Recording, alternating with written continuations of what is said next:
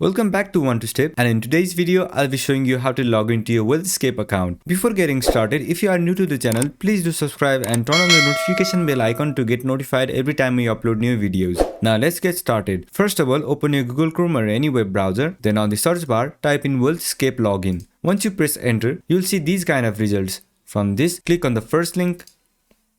Then it will take you to this login page. On this page, you'll have to provide a user ID. So go ahead and enter your user ID.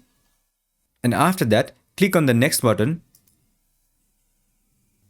Then it will ask you to enter your password. So go ahead and enter your password. And if you want to save your user ID on this device, you can click on this check mark.